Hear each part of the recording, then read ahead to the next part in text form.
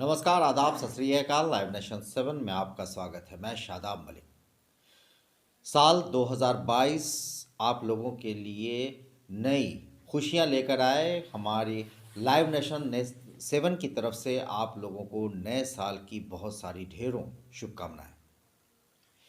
2022 न सिर्फ आपके लिए खुशियां लेकर आए, बल्कि आपको जिस कोशिश में आप लगे हैं कामयाबी के, उसे ज़रूर दे। और ऐसे में बिहार कर्मचारी चयन आयोग से लाइव नेशन 7 ख़ास तौर से एक गुजारिश करता है कि जो 2014 प्रथम इंटर स्तरीय अभ्यर्थियों की ये प्रक्रिया जो 2014 से शुरू हुई है, 2021 के समाप्ति के बाद अब 2022 के पहले महीने में ये प्रक्रिया पूरी कर ले, क्योंकि ये जिस तरह से इतने लंबे समय से लंबित है, 8वां साल होने को है, कहीं ना कहीं अभ्यर्थियों में इसे लेकर परेशानी, रोष और दुविधा है। अब बात करते हैं कई मुद्दों पर। बात एनसीएल पर भी करेंगे, बात 2014 की जो ये वैकेंसी है उसे लेकर कट ऑफ रैंक लिस्ट, और हम बात करेंगे सेकेंड लिस्ट की। क्या वजह है कि बिहार कर्मचारी चयन आयोग कट ऑफ जारी नहीं कर रहा है? क्योंकि कट ऑफ जारी करने से कहीं ना कहीं जिस अभ्यर्थी को ये दुविधा है कि उसने 108 नंबर का सही बनाया, 110 सही बनाया, कितनों का कहना है कि 115 सही बनाया, मगर फिर भी हमारा नाम लिस्ट में नहीं है। ऐसे में कहीं ना कहीं कट ऑफ आने के बाद उन्हें समझ में आएगा कि उन कहाँ तक को कट ऑफ रखा गया है, किस नंबर तक कट ऑफ गया है। साथ ही साथ जो रैंक लिस्ट है अभ्यर्थियों की कि किनका क्या रैंक लिस्ट, ये दोनों चीज़ एक ऐसी चीज़ें हैं जिसको के आने से कई तरह के सवाल खुद ब खुद सामने आ जाते, और जो दुविधा है वो भी ख़त्म हो जाती। और अगर हम बात करें सेकंड लिस्ट की, तो 13,120 वैकेंसी है, 14,410 लोगों की काउंसलिंग कराई गई है। काउंसलिंग के लिए जो लिस्ट है वो जारी किया गया, और उसमें से 15%, जैसा हमने पहले भी बताया था कि लगभग ऐसी उम्मीद है कि 15% लोग एब्सेंट रहे हैं। क्योंकि और कितने लोग ऐसे हैं 15% एब्सेंट के बाद भी, जब हमने और भी इसके अंदर तक इसकी लोगों से बात की, कई तरह से पता करने की कोशिश की, तो पता चलता है कि इसमें कई लोग ऐसे हैं जिनका 2446 दरोगा में हो चुका है, फाइनल रिजल्ट उनका आ चुका है। कई लोग ऐसे हैं जो कहीं और जॉब कर रहे हैं। कई लोग ऐसे हैं जो इसमें एब्सेंट होने के बाद भी, जितने लोगों ने काउंसलिंग कराई है उसमें भी कई लोग ऐसे हैं जो शायद इस वैकेंसी के लिए काउंसलिंग तो करा रहे हैं, मगर वो ज्वाइन इसमें नहीं करेंगे। ऐसे में संभावना पूरी बनती है कि अगर 15% हम उसमें कम करें वैकेंसी को, तो कहीं ना कहीं ये 12,500 के आसपास सीट भरती है। और अगर इसमें और भी लोग ज्वाइन नहीं करते हैं तो ये और भी घटने की संभावना है। ऐसे में कहीं ना कहीं ये तय मानकर लग रहा है कि सीट जो रिक्तियां हैं वो इस 14,410 जो लिस्ट है उससे फुलफिल नहीं होंगी, नहीं भरेंगी। ऐसे में सेकेंड लिस्ट की जो बात है उसके लिए कहीं ना कहीं आयोग अपने आप को तैयार रखना चाहिए, आयोग को।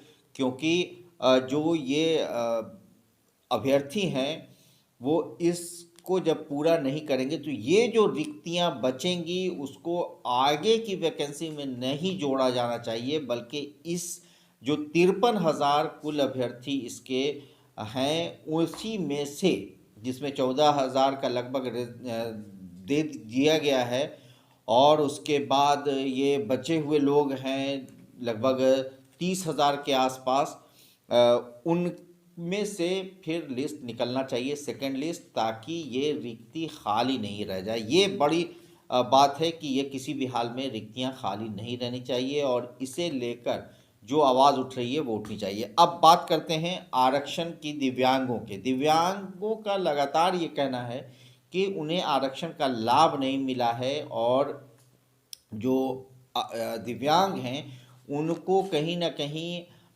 उनकी बातों उनका जो लिस्ट, जहाँ तक कि दिव्यांगों ने भी आकर आयोग में नारा भी लगाया था, आयोग के कर्मचारी से उनकी मुलाकात भी हुई थी और उसमें ये पता चला कि वो लोगों की मांग ये है कि वो चाहते हैं कि क्लियर किया जाए कि दिव्यांगों को कितना रिजल्ट इसमें दिया गया है। तो ऐसे में आयोग ये बताने से इनकार कर रहा है। अब सवाल ये उठता है कि क्या वजह है कि रिजर्वेशन जो दिव्यांगों का है उसमें क्यों नहीं ये क्लियर कर रहा है आयोग कि इनका रिजल्ट आया है। तो ये भी एक गंभीर मामला है, इस पर भी ध्यान देने की ज़रूरत है। एनसीएल का मामला तो आप में है कि एक पेपर जो है वो लीक हुआ है, जो आ रहा है, जिसमें कि ये कहा जा रहा है कि इसमें कास्ट सर्टिफिकेट 2014 का मान्य है मगर एनसीएल नहीं है मान्य उस पेपर के हिसाब से। तो इसे भी लेकर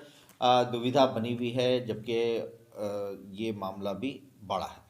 अब जो अहम है वो ये सेकंड लिस्ट का ही मामला है और इस पर ज़रूरत है कि आयोग क्लियर करे cut off, rank list, second list, दिव्यांग का आरक्षण।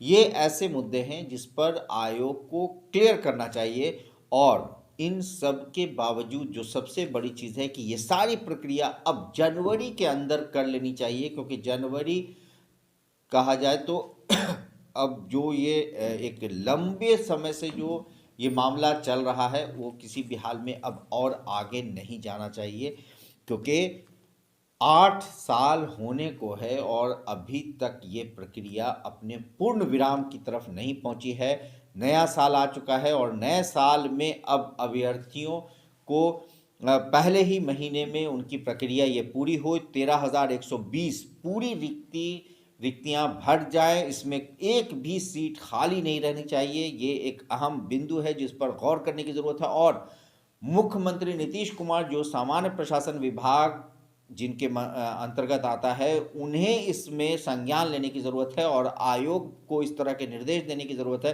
कि 13,120 सीट किसी भी हालत में खाली नहीं रहनी चाहिए और अगर कोई रिक्ति बचती है तो उसके लिए सेकंड लिस्ट निकाला जाना चाहिए। ये रिक्तियां आगे के लिए इसको फॉरवर्ड नहीं करना है, बल्कि ये जो वैकेंसी निकली थी 2014 में इसे 13,120 फुलफिल होनी चाहिए, एक भी सीट इसमें खाली नहीं रहे।